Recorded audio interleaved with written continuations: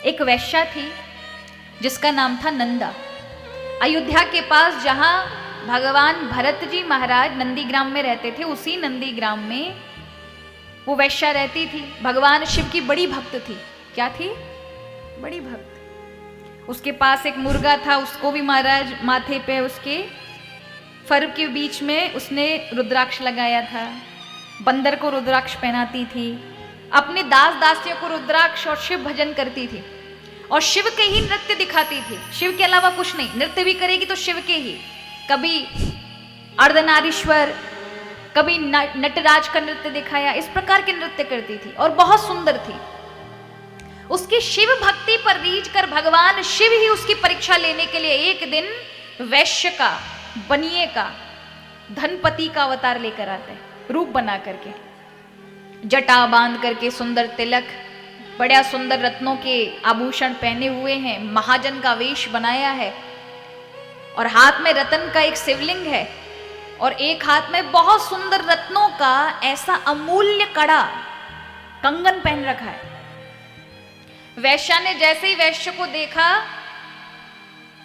बनिए को देखा, देख करके राजी हुई, ये तो बहुत धनपति है। लेकिन उसका ध्यान उनके कंगन की ओर पड़ा। कहा ये कंगन मुझे मिल जाए तो यहां वो भगवान जो बनिया बन के आते कहते इस कंगन का मोल क्या दोगी?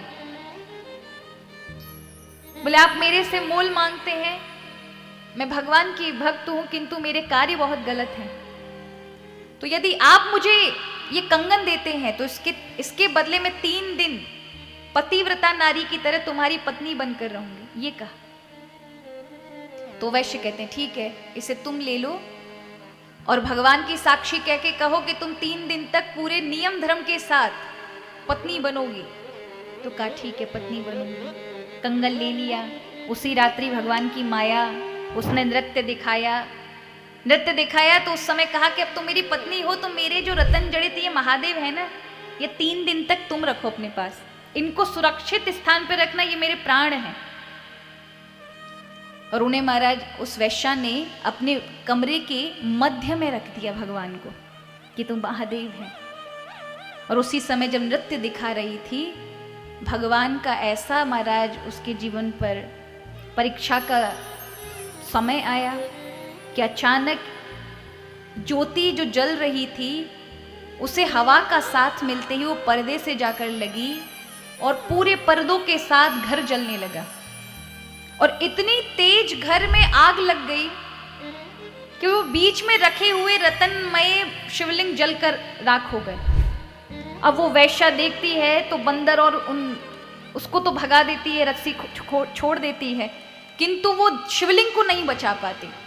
और जो वैश्य बने हुए भगवान हैं वो रोने लग जाते हैं, अरे मेरे शिव चले गए, मैं क्यों यहाँ पर आया, अरे तुमने मेरे शिव को सुरक्षित नहीं रखा, अब मैं अपने प्राण कैसे रखूंगा, मेरे प्राण अब निकल ही जाएंगे। रोने लगे और कहा कि अब एक ही काम करो, मेरे लिए चिता बना लो, मैं उसमें जलना चाहता हूं क्योंकि शिव के बिना मेरा जीवन निरर्थक है। और जैसे ही वो चिता बना करके और उसमें बैठ जाते हैं, जलने लग जाते हैं, तो वो वैश्या बहुत दुखी हो जाती है और उस समय कहती है कि मुझे, अपने परिजनों से कहती है कि तुम कोई मुझे मत रोकना, क्योंकि ये जो वैश्य था इसने मुझे कंगन दिया और मुझसे ये वचन लिया था कि 3 दिन तक तुम पतिव्रता नारी की तरह मेरी सेवा करना। अभी 1 दिन भी व्यतीत नहीं हुआ और ये मर गया, तो इस तरह से देखा जाए तो ये मेरा पति है और सत्य की रक्षा करने के लिए मुझे इसके साथ ही अपना जीवन खो देना है। मैं भी इसके साथ ये जलूंगी, मैं भी प्राण नहीं रखूंगी क्योंकि मैंने बहुत अनर्थ कर दिया। और जैसे ही परिजन मना करते हैं, मत, तुम अपना सब क्यों खो रही हो, अपना जीवन क्यों खो रही हो, पर लेकिन मानते नहीं।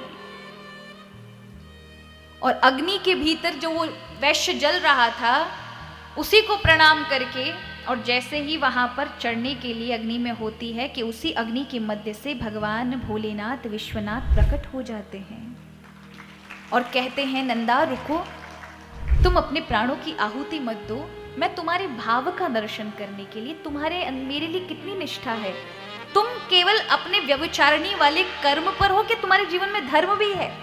सिर्फ केवल मात्र मेरे पर नाम लेने और केवल मेरा अभिषेक करने पे ही तुम्हारा जीवन जाता है? ये जीवन में धर्म कर्म भी कुछ है?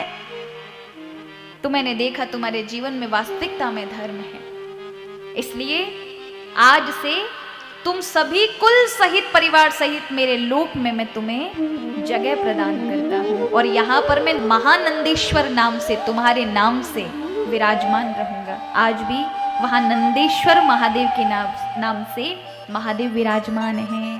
बोले नंदेश्वर महादेव की। और उस महानंदा के साथ पूरा कुटुंब, जिन्होंने कोई अच्छे कार्य सत्कर्म नहीं किए महाराज, पर उस महानंदा जो शिव भक्त थी, उसके कर्म चाहे जैसे नीच थे, लेकिन